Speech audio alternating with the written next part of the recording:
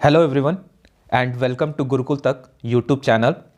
Today we will start with a new topic that is biomolecules. Biomolecules chapter आज हम शुरू करेंगे. ये क्लास 11 बॉटनी सेक्शन का लास्ट टॉपिक है और वेटेज वाइज अगर बात करें तो ऑल इंडिया पीएमटी में इसका अच्छा खासा वेटेज देखने को मिलता है. इम्पॉर्टेंट टॉपिक है from the examination point of view also. तो शुरू करते हैं इस चैप्टर को. ठीक है, ऐसा है कि बहुत से स्टूडेंट्स को ये चैप्टर थोड़ा बोरिंग लगता है. रीज़न ये है कि सारी चीज़ें इसमें रटने वाली हैं, लेकिन बहुत ही इजी चैप्टर है ये. सबसे पहली चीज़ जो है इस क्लास की अगर मैं बात करूं तो इसमें हम क्या क्या पढ़ने वाले हैं उसका एक आउटलाइन बता देता हूं. सबसे पहले जो है हम प्रोटोप्लाज्म क्या होता है उसके बारे में जानेंगे. दूसरा, उसका फिजिकल नेचर क्या है. तीसरा, फिजिकल प्रॉपर्टीज ऑफ प्रोटोप्लाज्म जानेंगे. चौथा, बायोलॉजिकल प्रॉपर्टीज ऑफ प्रोटोप्लाज्म भी आज की क्लास में डिस्कस करेंगे हम लोग. एक जनरल इंट्रोडक्शन पार्ट जो है, ये पूरा का पूरा वीडियो जो है जनरल इंट्रोडक्शन का होगा. ठीक है, उसके बाद जो है फिर हम कंपाउंड्स ऑफ प्रोटोप्लाज्म अगली वीडियो में अगर हो सके तो अगली वीडियो में देखेंगे. और उसके बाद जो है फिर बायोमॉलिक्यूल्स, फिर माइक्रोमॉलिक्यूल्स, मैक्रोमॉलिक्यूल्स, कार्बोहाइड्रेट्स, पॉलीसैकेराइड्स, ये सब चीज़ों के बारे में डिस्कस करेंगे. बट सबसे पहले जो है हमें इस वीडियो में, इस क्लास की वीडियो में जो है हमें प्रोटोप्लाज्म के बारे में जानना है. बहुत बार आपने जो है ये टर्म सुना होगा अपनी पिछली क्लासेस में भी. जैसे आप जब 9th 10th में पढ़े होंगे, सेल फिर टिश्यूज़ ये सब जब पढ़े होंगे तो प्रोटोप्लाज्म बहुत बार आपने इस टर्म को आपने सुना होगा. Anybody can tell me exact definition of protoplasm कि प्रोटोप्लाज्म क्या होता है.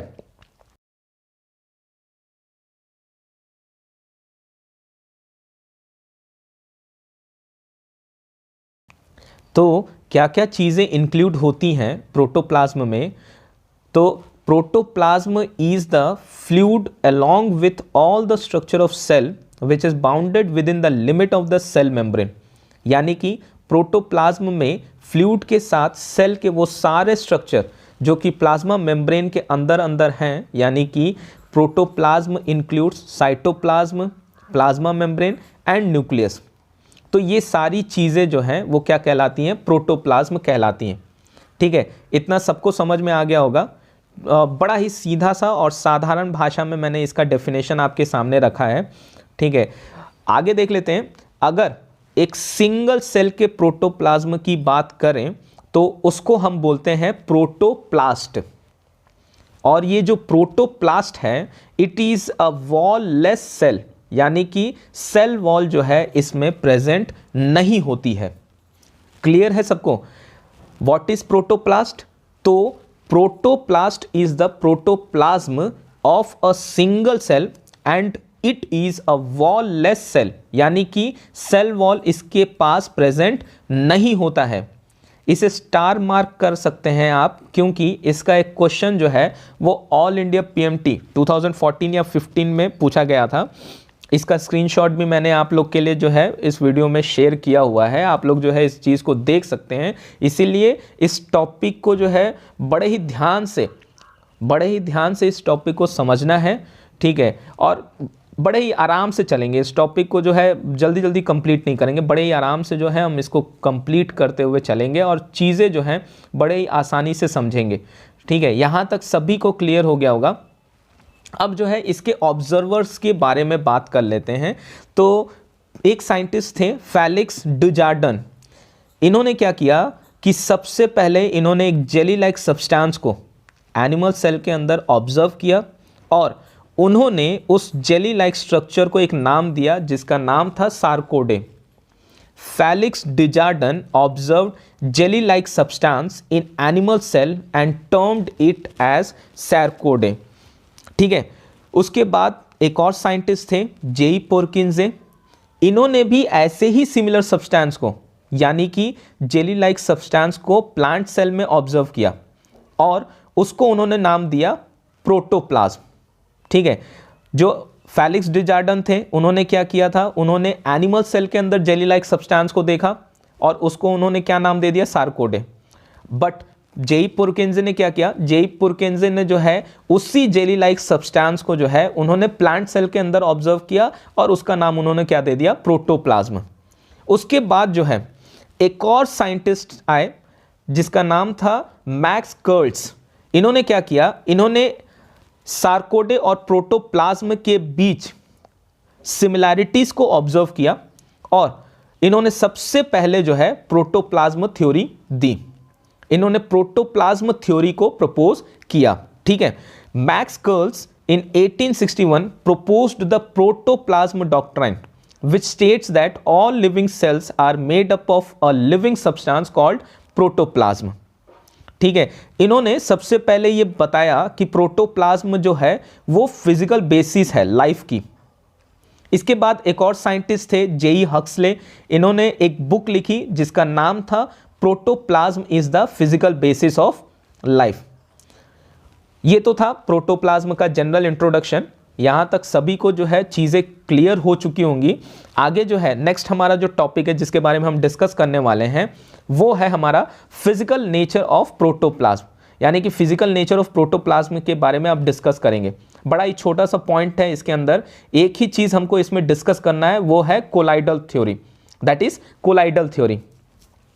ये जो कोलाइडल थ्योरी है ये मोस्ट एक्सेप्टेड थ्योरी है आपके प्रोटोप्लाज्म की, इसलिए बड़े ही ध्यान से आपको समझना है और इस चीज़ को जो है मतलब आप इंपॉर्टेंट टिक कर लो इसको। आप जो भी चीज़ें इसमें मैं बताने वाला हूँ सब भी के सभी चीज़ें जो होंगी वो क्या है, स्टार मार्क वाली चीज़ें। अगर आपने की पॉइंट्स को समझ लिया, ठीक है, तो की पॉइंट समझ लेंगे तो रट्टा मारने की जरूरत नहीं है, चीज़ें आराम से जो है आपके दिमाग में घुसने लगेंगी। और अगर आपने की पॉइंट ही छोड़ दिया तो फिर आपको बड़ा ही दिक्कत हो जाएगा। पूरा का पूरा बायोलॉजिकल जो चैप्टर है, यानी कि बायोमॉलिक्यूल्स का जो ये पूरा का पूरा चैप्टर है, ये आपके दिमाग में क्या, दिमाग से ऊपर जाएगा, यानी कि बाउंस मारेगा सारी चीज़ें। ठीक है, तो इसीलिए हर एक चीज़ को बड़े ही आराम से, बड़े ही मतलब बारीकी से समझना है चीज़ों को। ठीक है, तो कोलाइडल थ्योरी को समझ लेते हैं। It is the most accepted theory of protoplasm and according to this theory protoplasm is the polyphasic colloidal system. इसको अंडरलाइन कर लो आप लोग, पॉलीफेसिक कोलाइडल सिस्टम जो डिफरेंट फेसेस में अपीयर होता है, जैसे कि रेटिकुलर, फिब्रिलर, ग्रैन्युलर और एल्वियोलर। ठीक है, तो पॉलीफेसिक कोलाइडल सिस्टम क्या होता है, इस टर्म को हम समझ लेते हैं कि इसमें पानी की जो मात्रा होती है बहुत होती है, यानी कि पानी जो है बहुत ज़्यादा आपको इसमें देखने को मिलेगा और इसके अंदर कुछ सॉल्यूट्स हर समय डिसॉल्व्ड रहते हैं और कुछ सॉल्यूट पार्टिकल्स अलग अलग साइज के सस्पेंडेड रहते हैं। यानी colloidal system of protoplasm contains solutes remain dissolved and certain solute particles of various size remain suspended. यहाँ तक सबको क्लियर हो गया होगा।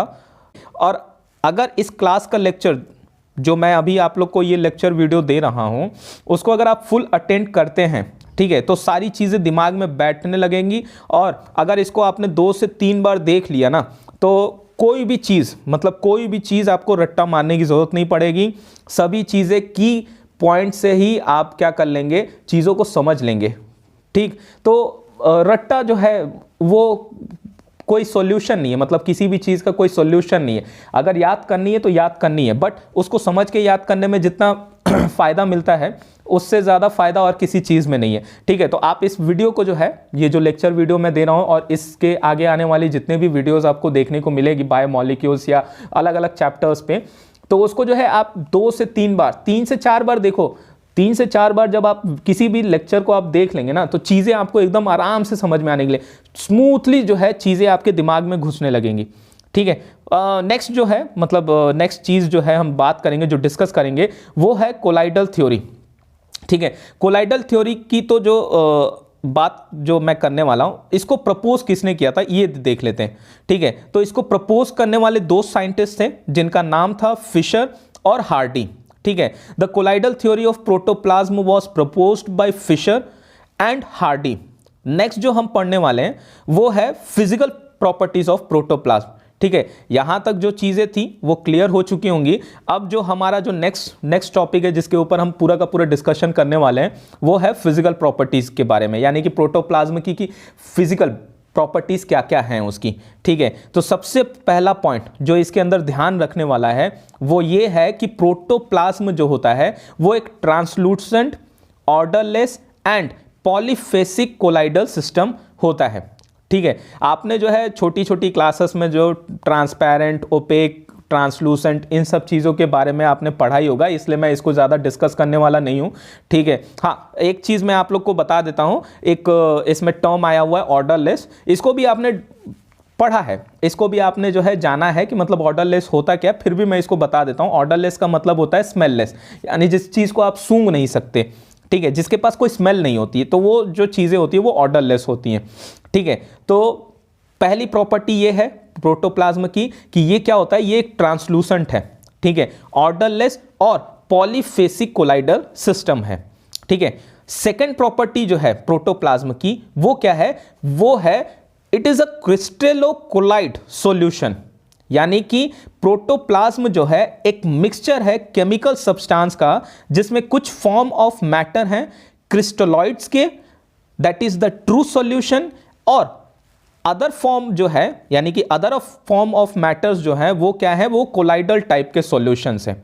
ठीक है, तो सेकेंड प्रॉपर्टी क्या हो गई आपकी, सेकेंड प्रॉपर्टी ये है कि प्रोटोप्लाज्म क्या है, क्रिस्टलोकोलाइड सॉल्यूशन है। ठीक है, थर्ड जो इसमें चीज देखने वाली है, ट्रू सॉल्यूशन क्या होता है। ठीक है, तो ट्रू सॉल्यूशंस की अगर बात की जाए तो ट्रू सॉल्यूशन में क्या क्या चीजें आती है, तो सॉल्ट सॉल्यूशन हो गया, शुगर सॉल्यूशन हो गया, एसिड्स हो गया, बेस हो गया, ये सब क्या है, ये ट्रू सॉल्यूशंस है। वहीं अगर कोलाइडल की प्रॉपर्टीज के बारे में बात की जाए या कोलाइडल सॉल्यूशंस क्या होते हैं, तो कोलाइडल सॉल्यूशंस में आपके प्रोटीन्स आ जाएंगे और लिपिड्स आ जाएंगे। ठीक है, यहां तक जो है आपको ट्रू सॉल्यूशन, कोलाइडल सॉल्यूशन, ये सब चीजें मालूम चल गई होगी, तो इसलिए आपको जो है क्रिस्टलोकोलाइड भी समझ में आ गया होगा। ठीक है, यानी कि मिक्सचर ऑफ केमिकल सब्सटेंसेस, जिसमें कि कुछ सब्सटेंसेस क्या है, क्रिस्टलो हैं, ठीक है, और कुछ सब्सटेंसेस क्या है, कोलाइडल हैं। ठीक, कोई दिक्कत नहीं ना। ठीक है, आगे देख लेते हैं थर्ड पॉइंट ये है कि अगर आप कोलाइडल पार्टिकल के साइज की बात करें, ठीक, अगर आप कोलाइडल पार्टिकल्स की साइज की बात करें तो साइज ऑफ कोलाइड पार्टिकल्स जो होते हैं वो between true solution and suspension होते हैं, यानी कि इनकी जो साइज होती है 0.0001 से 0.1 माइक्रोन मीटर तक होती है। ठीक है, ये थर्ड पॉइंट हो गया। फोर्थ पॉइंट जो है फिजिकल प्रॉपर्टीज ऑफ प्रोटोप्लाज्म की, वो ये है कि आपका जो कोलाइडल सिस्टम है इट कंसिस्ट ऑफ 2 फेसेस और स्टेजेस, यानी कि इसमें 2 फेज होते हैं, 2 फेज या 2 स्टेज होते हैं। अब ये 2 फेज कौन से होते हैं उसको जान लेते हैं। पहला फेज होता है डिस्पर्सन फेज, या फिर कॉन्टिन्यूस स्टेज, या फिर इंटरमाइसिलस स्टेज। ये तो हो गया आपका पहला स्टेज। ठीक है, दूसरा स्टेज होता है डिस्पर्स्ड फेज और डिसकंटिन्यूस फेज और माइसिलस स्टेज। ठीक है, तो डिस्पर्शन फेज जो है वो आपका पहला फेज है, और दूसरा जो फेज है वो क्या है, आपका डिस्पर्स्ड फेज है। इसी में एक पॉइंट और ऐड करते हैं, कोलाइड्स के दोनों फेज की जो बेसिस है, ठीक है, दोनों फेज की बेसिस पर, यानी कि डिस्पर्शन फेज और डिस्पर्स्ड फेज की बेसिस पर कोलाइड्स के 4 टाइप्स होते हैं। ठीक, कोलाइड्स के कितने टाइप होते हैं, तो कोलाइड्स के 4 टाइप होते हैं। अब ये 4 टाइप कौन कौन से होते हैं, तो पहला है आपका सोल, दूसरा है आपका जेल, तीसरा है इमल्शन, एंड फोर्थ एरोसोल। ठीक है, 4 टाइप्स हैं कोलाइड्स के, first sol, second gel, third emulsion and fourth aerosol. इन चारों टाइप को जो है हम डिटेल्स में डिस्कस करेंगे। पहला, इसमें सबसे पहला जो है सोल टाइप, उसको देख लेते हैं। इसमें ध्यान रखने वाली जो बातें हैं वो ये हैं कि इसमें आपका जो भी डिस्पर्शन फेज होता है, यानी कि सोल टाइप में जो डिस्पर्शन फेज होता है वो क्या होता है, वो लिक्विड होता है, और जो डिस्पर्स्ड फेज होता है वो क्या होता है, वो सॉलिड होता है। ठीक, यानी कि डिस्पर्शन फेज लिक्विड होगा और डिस्पर्स्ड फेज क्या होगा, वो सॉलिड होगा। नेक्स्ट पॉइंट सोल टाइप में ये है कि आपके सोल स्टेज में जो प्रोटोप्लाज्म होता है इट इज लेस विस्कस यानी कि हल्का चिपचिपा होता है, और जो मेजॉरिटी ऑफ लिविंग सेल्स हैं उनके अंदर आपका जो प्रोटोप्लाज्म होता है that is in sol stage. ठीक है ना, तो यहां पे जो है हमारा सोल स्टेज खत्म होता है, it is all about the sol stage. यहां तक सबको जो है कुछ ना कुछ चीजें दिमाग में आ रही होंगी, कुछ ना कुछ पॉइंट्स क्लियर होते जा रहे होंगे। अब मेरा एक और चीज मैं आप लोग को बता देता हूं कि बायोमॉलिक्यूल्स का जो है, अगर आप एनसीईआरटी के हिसाब से चलेंगे तो बायोमॉलिक्यूल सीधा उन्होंने डेफिनेशन दिया हुआ है, उसके बाद जो है एक पूरा का पूरा कुछ एक तरह का एक्सपेरिमेंट है एक टिश्यू को ले करके, उसके बाद फिर माइक्रोमॉलिक्यूल्स, मैक्रोमॉलिक्यूल्स, ये सब चीज़ें बताई गई है। मगर मेरा जो तरीका है पढ़ाने का, मैंने क्यों प्रोटोप्लाज्म को शुरू किया, क्योंकि हम जो भी चीज़ बायोमॉलिक्यूल्स में पढ़ने वाले, जो भी चीज़ें हम इस चैप्टर के अंदर पढ़नी है वो क्या है, वो सेल से रिलेटेड, यानी कि पूरा का पूरा सेल का जो कॉम्पोजिशन है, केमिकल कॉम्पोजिशन है, उसी के बारे में पढ़ने वाले। तो सेल के अंदर का जो लिविंग मैटर है उसको जानना ज़रूरी है। तो वही चीज़ जो है मैंने यहाँ पे किया है, यानी कि पहले मैंने आपको प्रोटोप्लाज्म बताना शुरू किया है, क्योंकि सेल के अंदर का लिविंग मैटर कौन सा है, तो वो है प्रोटोप्लाज्म। ठीक है, और अगर आपने प्रोटोप्लाज्म जान लिया तो फिर धीरे धीरे जो है आपको ये सब चीज़ें आसानी से समझ में आने लगेंगी कि माइक्रोमॉलिक्यूल्स क्या होते हैं, मैक्रोमॉलिक्यूल्स क्या होते हैं। ठीक, उसके बाद पॉलीसैकेराइड्स क्या है, मोनोसैकेराइड्स क्या है, प्रोटीन्स क्या है, लिपिड्स क्या है, एंजाइम्स क्या है, इनका केमिकल कॉम्पोजिशन क्या है। ठीक, ये सब चीज़ें एकदम आसानी से आपको समझ में आने लगेंगी, इसीलिए मैंने प्रोटोप्लाज्म को शुरू किया है। प्रोटोप्लाज्म का फर्स्ट जो मेरा लेक्चर था मैंने प्रोटोप्लाज्म के ऊपर लिया हुआ है। सेकंड जो है फिर हम बायोमॉलिक्यूल्स के बारे में पढ़ेंगे, उसके बाद जो है धीरे धीरे एक एक कॉन्सेप्ट को उसमें समझते रहेंगे। नेक्स्ट टाइप का कोलाइड देख लेते हैं। नेक्स्ट टाइप का कोलाइड है जेल। इसमें डिस्पर्जन फेज होगा सोल, यानी कि आपका ऑपोजिट। डिस्पर्जन फेज जो है वो किसका ऑपोजिट होगा, वो सोल का ऑपोजिट होगा, यानी कि डिस्पर्शन फेज जो है वो क्या होगा, सॉलिड होगा, और डिस्पर्स्ड फेज क्या होगा, वो लिक्विड होगा। नेक्स्ट, जेल स्टेज में प्रोटोप्लाज्म जो होता है वो बहुत ही ज़्यादा विस्कस होता है, यानी कि प्रोटोप्लाज्म में चिपचिपापन बहुत ज़्यादा होता है। इसका एक एग्जाम्पल जो है वो आपका स्किन सेल देख लीजिए। स्किन सेल के अंदर जो है आपको चिपचिपापन देखने को मिलेगा। ठीक है, तो ये जो है विस्कस होने के कारण, यानी कि जेल स्टेज में जो प्रोटोप्लाज्म होता है वो ज़्यादा विस्कस होने के कारण स्किन सेल जो होती हैं वो जेली टाइप का एक उसके अंदर स्ट्रक्चर पाया जाता है। तीसरा टाइप जो है वो है इमल्शन। तो तीसरे टाइप के कोलाइड को देख लेते हैं। इमल्शन में जो है हमने ये देखना है कि सोल स्टेज में डिस्पर्जन फेज क्या था, लिक्विड था, और डिस्पर्स्ड फेज क्या था, सॉलिड था। वहीं जेल स्टेज में हमने देखा कि उसका उल्टा चल रहा है, यानी कि डिस्पर्जन फेज जो है वो सॉलिड हो गया था और डिस्पर्स्ड फेज क्या हो गया था, लिक्विड हो गया था। बट इमल्शन में दोनों फेज, यानी कि डिस्पर्जन फेज और डिस्पर्स्ड फेज दोनों क्या होंगे, वो लिक्विड होते हैं। ठीक है ना, यानी कि इमल्शन में डिस्पर्जन और डिस्पर्स्ड ये दोनों फेसेस क्या हो जाती हैं, लिक्विड हो जाती हैं। Both the phases are liquid, that is fluid colloid that are dispersed in liquid matrix. इसका एक एग्जांपल हमारा ब्लड प्लाज्मा, जिसके बारे में आपकी जो है जियोलॉजी पोर्शन में आप पढ़ेंगे, बॉडी फ्लूइड्स एक चैप्टर है, उसमें ब्लड प्लाज्मा के बारे में जानेंगे। तो ये एक एग्जांपल है आपका इमल्शन का। तो blood plasma contains both sol and emulsion. ठीक है, यहां तक बातें क्लियर हो गई होंगी सबको। नेक्स्ट जो चौथा टाइप का कोलाइड है, it is aerosol, solid particle that remains suspended in gas. और ये जो एरोसोल होता है, it is not found in living cells, ये आपको लिविंग सिस्टम में देखने को नहीं मिलेगा। यहां पे आपके चारों टाइप के जितने भी कोलाइड्स थे, यानी कि आपका सोल, जेल, इमल्शन, एरोसोल, ये सब चीज़ें मैंने आराम से जो है आपको समझा दी हैं। ठीक है, इनके बेसिस ऑफ डिस्पर्शन, इनके बेसिस ऑफ डिस्पर्स, ये सब खत्म हो चुका है। यहाँ पे जो है आपका टॉपिक, यानी कि कोलाइड्स के जो चारों टाइप्स थे, यहाँ पे वो सारे चारों के चारों टाइप्स जो है वो खत्म होते हैं। बड़े सिंपल तरीके से सारी चीज़ों को समझते हुए चलना है, ठीक है, जिससे ये चैप्टर बोरिंग ना लगे और समझ में बेहतरीन तरीके से आ जाए। Next point in physical properties of protoplasm में ये है कि protoplasm is mainly composed of either sol और जेल। ये चारों कोलाइड्स के बारे में अभी पढ़ा है हमने, बट प्रोटोप्लाज्म जो होता है वो मेनली कंपोज्ड होता है सोल और जेल से। और आपका जो सोल स्टेज होता है, it shows cyclosis, Brownian movement and high reactivity to protoplasm.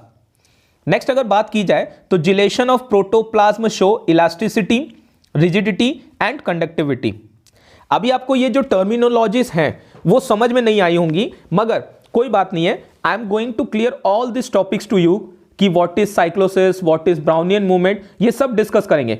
But अभी सिर्फ इन चीजों को आप बस सुन लो, ठीक है। चलिए इसमें जो है सबसे पहली टर्मिनोलॉजी जो है उसकी बात कर लेते हैं, ब्राउनियन मूवमेंट, उसको डिस्कस कर लेते हैं, ठीक है। तो ब्राउनियन मूवमेंट में क्या होता है कि आपके जो कोलाइड पार्टिकल्स होते हैं इनके ऊपर क्या होता है, इलेक्ट्रिक चार्जेस प्रेजेंट होती हैं और इन्हीं चार्जेस की वजह से इसके अंदर मूवमेंट होता है। इसी को हम बोलते हैं Brownian movement. That is collide particles have electric charges and due to these electric charges these particles remain in a continuous random motion. It is called Brownian movement. And अगर बात की जाए साइक्लोसिस की तो आपके जो एनवायरमेंटल कंडीशंस हैं जैसे कि टेम्परेचर हो गया, पीएच हो गया, प्रेशर हो गया, इसकी वजह से आपके प्रोटोप्लाज्म की जो प्रॉपर्टी होती है वो बार बार चेंज होती जाती है और ये जो चेंजिंग प्रॉपर्टीज हुई हैं इसकी वजह से क्या होता है, एंडोसेल्युलर मूवमेंट होना शुरू हो जाता है और इसी एंडोसेल्युलर मूवमेंट को हम क्या बोलते हैं, साइक्लोसिस बोलते हैं। यानी कि environmental conditions like temperature, pH and pressure cause change in the property of protoplasm and due to this endocellular movement occurs called cyclosis। ठीक है, और एक पॉइंट जो इसमें समझने वाली है वो ये है कि ब्राउनियन मूवमेंट और साइक्लोसिस दोनों ज्यादा सिग्निफिकेंट होते हैं सोल स्टेज में। ठीक है ना। नेक्स्ट फिजिकल प्रॉपर्टी जो हम समझेंगे प्रोटोप्लाज्म की वो है इंटरफेस मेम्ब्रेन। ये इंटरफेस मेम्ब्रेन होता क्या है, तो हमें पता है कि प्रोटोप्लाज्म जो है वो लिक्विड मिक्सचर है। ठीक है, जिसके कारण प्रोटोप्लाज्म के पास क्या होता है, सरफेस टेंशन होता है। बट इसमें प्रोटीन, सॉल्यूट और लिपिड्स जो कि इसके अंदर में होते हैं इनके पास क्या होता है, लेस सरफेस टेंशन होता है, जिससे कि वो एक डीलिमिटिंग मेम्ब्रेन फॉर्म करता है सरफेस पर, जिसे हम इंटरफेस मेम्ब्रेन कहते हैं। और ये जो आपकी इंटरफेस मेम्ब्रेन है it has the power of rapid regeneration. ठीक है, being a liquid mixture protoplasm has surface tension, proteins, solute and lipids inside it has less surface tension forming a delimiting membrane at the surface called interface membrane or plasma membrane. Interface membrane also have the power of rapid regeneration. Underline कर लीजिएगा इस चीज को, interface membrane क्या करता है, power, इसके पास power of rapid regeneration होता है। नेक्स्ट पॉइंट है फिजिकल प्रॉपर्टीज ऑफ प्रोटोप्लाज्म की कि ये टिंडल इफेक्ट भी शो करता है।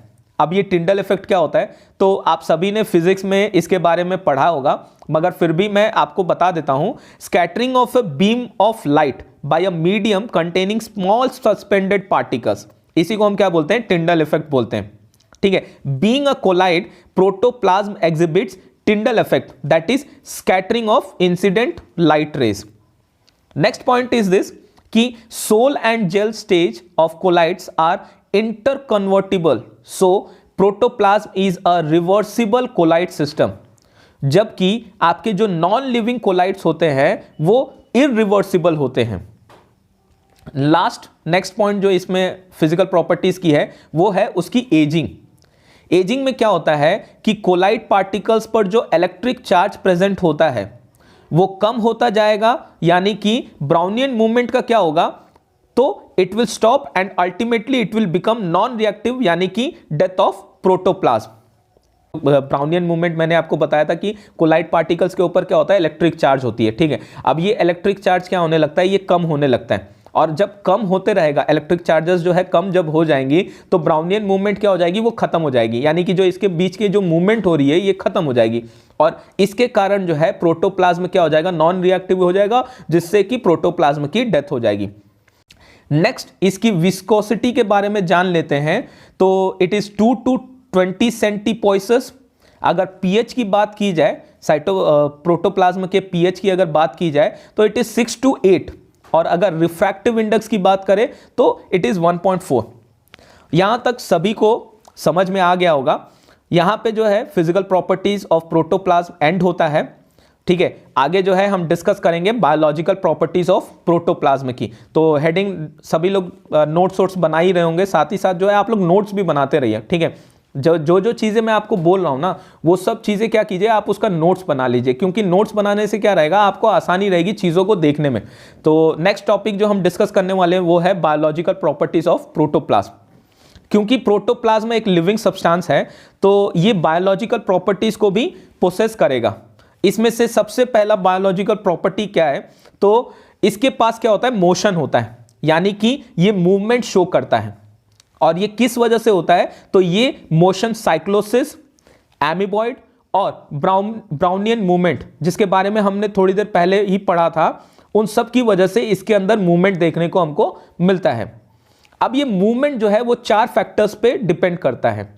एक तो है सेल की एज की वजह से, दूसरा फैक्टर जो इसके इफेक्ट या इसको इफेक्ट करता है, it is the genetic constitution. तीसरा फैक्टर जो इसको इफेक्ट करता है, इसकी मूवमेंट को इफेक्ट करता है, it is the amount of water. And fourth factor जो इसकी मूवमेंट को इफेक्ट करता है वो है chemical composition of protoplasm. Clear है सभी को यहां तक? ठीक है, 4 फैक्टर्स जो है इसकी मूवमेंट को इफेक्ट करते हैं। पहला है आपका जेनेटिक कॉन्स्टिट्यूशन, दूसरा है आपका अमाउंट ऑफ वाटर, तीसरा जो है इसमें आपका एजिंग, और चौथा जो है वो आपका केमिकल कॉम्पोजिशन। ठीक है, next biological properties of protoplasm जो है वो इरेटिबिलिटी को शो करता है।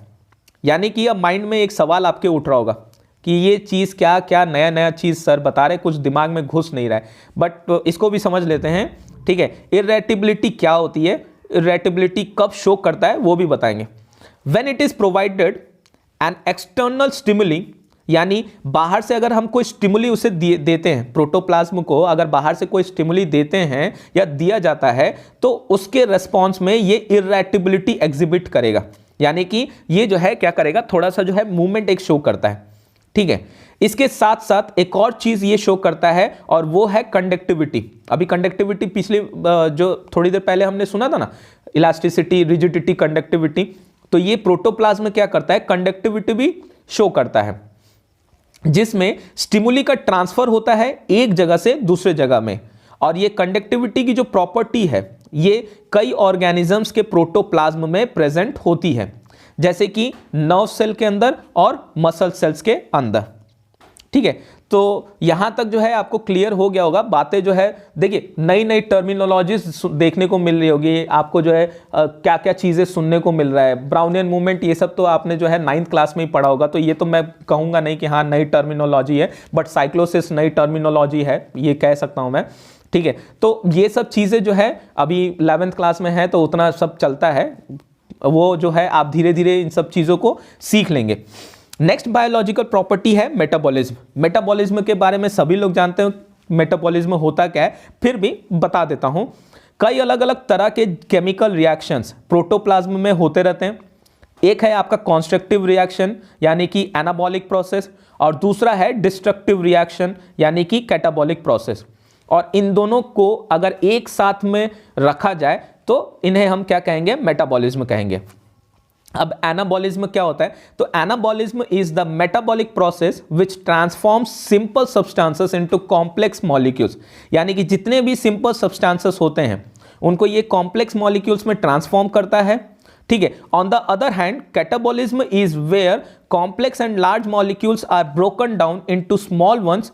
यानी कैटाबॉलिज्म क्या करता है कि जितने भी बड़े बड़े मॉलिक्यूल्स हैं या कॉम्प्लेक्स मॉलिक्यूल्स होते हैं उन्हें ये छोटे छोटे मॉलिक्यूल्स में तोड़ने या तोड़ता रहता है। ठीक है, इस तोड़ने की प्रोसेस को हम क्या बोलते हैं, कैटाबॉलिज्म कहते हैं। नेक्स्ट बायोलॉजिकल प्रॉपर्टी है एसिमिलेशन। यानी कि प्रोटोप्लाज्म के पास कैपेसिटी होती है कि एक्सटर्नल मटेरियल को लेकर उसको ये क्या करेगा, न्यू फॉर्म के अंदर रीसिंथेसाइज करता है। ठीक है, एसिमिलेशन में क्या होता है, प्रोटोप्लाज्म क्या करेगा, ये एक्सटर्नल मटेरियल को अपने पास लेगा यानी कि अंदर लेगा और उसको क्या कर देगा, ये नए फॉर्म में रीसिंथेसाइज कर देगा। ठीक है, यहां तक क्लियर हो गया। नेक्स्ट हेडिंग डाल लो, केमिकल नेचर ऑफ प्रोटोप्लाज्म।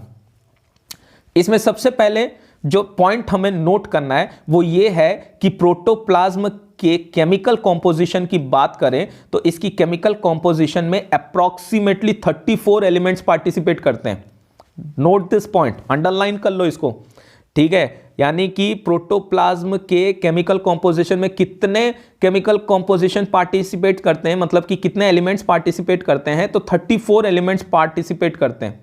अभी जो मैं बोलने जा रहा हूं ना उसको बड़े ही ध्यान से समझना है, बहुत ही ज्यादा इंपॉर्टेंट पॉइंट बोलने जा रहा हूं। ठीक है, 34 एलिमेंट्स में से 13 एलिमेंट्स जो होते हैं वो यूनिवर्सल और मेन कॉन्स्टिट्यूएंट एलिमेंट्स होते हैं। इनके नाम भी बहुत ज्यादा इंपॉर्टेंट है। इसमें से कई बार जो है ऑल इंडिया पीएमटी के जो एग्जाम्स हुए हैं इसमें से कई बार क्वेश्चंस पूछे गए हैं। ठीक है, मैच द फॉलोइंग टाइप का हो गया होगा, कई अलग अलग टाइप के क्वेश्चन इस पे जो है बने हैं। तो इसीलिए इसे जो है आप लोग दिमाग में बिठा लो। 13 एलिमेंट्स के नाम जो है वो इस तरीके से हैं। पहला है कार्बन, दूसरा है हाइड्रोजन, तीसरा ऑक्सीजन, फोर्थ है नाइट्रोजन, फिफ्थ है phosphorus, potassium, sodium, chloride, calcium, magnesium, iodine, iron and sulphur. ये सब बहुत इंपॉर्टेंट है from the examination point of view. इसमें से भी कार्बन, नाइट्रोजन, हाइड्रोजन और ऑक्सीजन, ये 4 एलिमेंट्स जो हैं वो प्रोटोप्लाज्म का अप्रॉक्सीमेटली 96% फॉर्म करते हैं। यानी कि जो रेस्ट एलिमेंट्स हैं इसमें जो बच गए हैं उनकी क्वांटिटी बहुत कम होती है प्रोटोप्लाज्म में, और इन्हें ट्रेस एलिमेंट्स कहा जाता है। अब इन ट्रेस एलिमेंट्स में क्या क्या होते हैं या फिर कौन से एलिमेंट्स आते हैं तो ये भी देख लेते हैं। एक है आर्सेनिक, दूसरा है बोरोन, नेक्स्ट है copper, cobalt, chromium, zinc, vanadium है, मॉलिबेडनम है, मैंगनीज है, निकल है, क्लोरीन है, सिलेनियम है, सिलिकॉन है और टिन। ये सब क्या है, ये आपके ट्रेस एलिमेंट्स हैं। It is all about the chemical composition of protoplasm. इसमें से जो 4 केमिकल्स हैं यानी कि carbon, hydrogen, oxygen and nitrogen, इसी को बस आपको याद रखना है। बाकी सब चीजें उतनी इंपॉर्टेंट नहीं है, बट नाम याद रखना। आपका केमिकल कॉम्पोजिशन का परसेंटेज याद नहीं रखना है, सिर्फ नाम आपको याद रखने हैं। जो 13 ट्रेस एलिमेंट्स हैं उनके भी आपको नाम याद रखने, और जो बाकी जो 4 यूनिवर्सल एलिमेंट्स हैं उनके भी नाम आपको याद रखना है। बट इन 4 यूनिवर्सल एलिमेंट्स के जो हैं आपको क्या करने हैं, परसेंटेज यानी कि कितना केमिकल कॉम्पोजिट जो है ये प्रोटोप्लाज्म का बनाते हैं, उस चीज के साथ इसको याद करना है आप लोग को। इसीलिए मैं आपको जितनी भी चीजें यहां पे बताऊंगा वो आपका AIPMT यानी कि ऑल इंडिया PMT एग्जामिनेशंस के बेस्ड क्वेश्चंस जितने भी आए होंगे उसी लेवल का मैं यहां पे आपको पढ़ाई कराऊंगा। ठीक है, जैसे कि आपकी यहां पे भी प्रिपरेशन हो जाए, यानी कि 11th क्लास भी आपका अच्छे से प्रिपेयर हो जाए। उसके बाद जो है आपको सिर्फ चीज़ों को देखना होगा, यानी कि उतना आपको उस समय पे पढ़ने की जरूरत नहीं होगी, सिर्फ एक रिवीजन आप लगा लेंगे और सारी चीज़ें क्या हो जाएंगी, आपके दिमाग में घुस जाएंगी। ठीक है ना।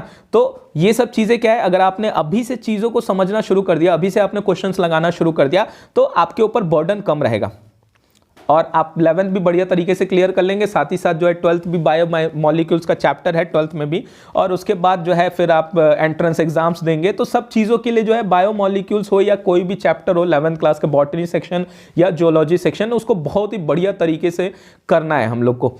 ठीक है, तो मैं जो है आपके साथ मतलब पूरी जितनी भी आपकी 11th क्लास की जो सिलेबस है उसमें रहूँगा, 12th क्लास में भी जो है मैं आपका साथ दूंगा।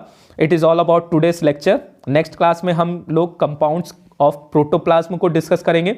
उसी में जो है बायोमॉलिक्यूल्स, फिर माइक्रोमॉलिक्यूल्स क्या हैं, मैक्रोमॉलिक्यूल्स क्या हैं, इन सब चीज़ों को डिस्कस करेंगे। पॉलीसैकेराइड्स, फिर आपका जो है मोनोसैकेराइड्स, कार्बोहाइड्रेट्स, ठीक है, उसके बाद जो है आपका प्रोटीन्स, लिपिड्स, एंजाइम, सब चीज़ों को डिस्कस करेंगे। इनकी जो है केमिकल कॉम्पोजिशन क्या है, ठीक है, तो मॉलिक्यूलर वेट कैसे करते हैं, ये सब चीज़ों के बारे में डिस्कस करेंगे। तब तक के लिए नमस्कार, शब्बा खैर। इसी तरीके से मेरी आने वाली जितनी भी वीडियोस हैं उनका अगर नोटिफिकेशन आपको चाहिए तो आप क्या कीजिए, मेरे चैनल को जो है सब्सक्राइब कर लीजिए, यानी कि मेरा चैनल है गुरुकुल तक, उसको सब्सक्राइब कर लो। ठीक है, अब जो है मुझे आप इंस्टाग्राम पे भी फॉलो कर सकते हैं। इंस्टाग्राम जो आईडी है वो मैंने उसकी लिंक जो है मैंने डिस्क्रिप्शन में दे दी है, उस पर क्लिक करके आप मुझसे जो है इंस्टाग्राम पे भी जुड़ सकते हैं। लाइक, शेयर और सब्सक्राइब करना ना भूलें। जितना हो सके उतना इसे शेयर करो अपने फ्रेंड्स के साथ। ठीक है, बहुत बहुत मेहनत लगती है भाई बनाने में। ठीक है, तो प्लीज़ थोड़ा जो है आप लोग हेल्प करेंगे तो मुझे जो है एक अंदर से एक हौसला मिलेगा, एक मोटिवेशन मिलेगा कि मैं जो है और इसी तरीके से वीडियोस बनाते रहूं।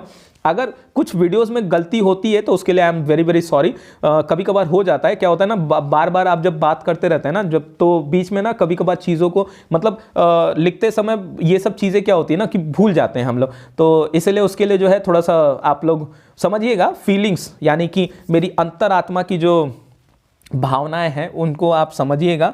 ठीक है, तो कमेंट्स में जो है आपको जहाँ पे भी टॉपिक्स समझ में नहीं आई हो या फिर आपको लग रहा होगा कि हाँ सर ने जो है कुछ ज़्यादा ही फास्ट पढ़ा दिया या स्लो पढ़ाया है, तो ये सब चीज़ें आप कमेंट्स में लिख के भेज सकते हैं आप लोग, ठीक है। मेरी तरफ से वेलकम है, आप जो भी कमेंट में लिखेंगे मुझे कोई दिक्कत नहीं है, गाली भी तुम दोगे तो भी मेरे को कोई प्रॉब्लम नहीं है, ठीक है, क्योंकि मेरा काम है पढ़ाना और आपका काम है पढ़ना। अगर आपको पढ़ना है तो पढ़ेंगे, नहीं पढ़ना है तो नहीं पढ़ेंगे।